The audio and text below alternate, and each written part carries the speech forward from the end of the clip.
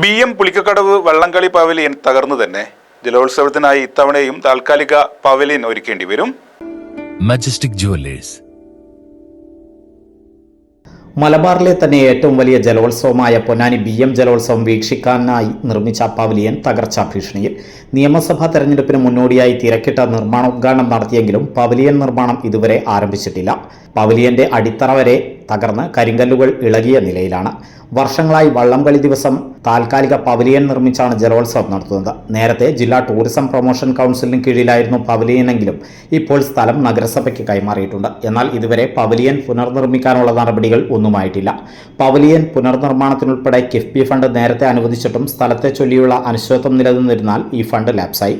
സ്ഥലം നഗരസഭയ്ക്ക് വിട്ടുകിട്ടിയെങ്കിലും പവലിയൻ നിർമ്മാണം അനന്തമായി നീളുകയാണ്. അമൃത് പദ്ധതിയിൽ ഉൾപ്പെടുത്തി പവലിയൻ പുനർനിർമ്മിക്കുമെന്നാണ് നഗരസഭ അധികൃതർ പറഞ്ഞിരുന്നെങ്കിലും ഈ വർഷവും പവലിയൻ പുനർനിർമ്മിക്കാൻ കഴിയില്ല.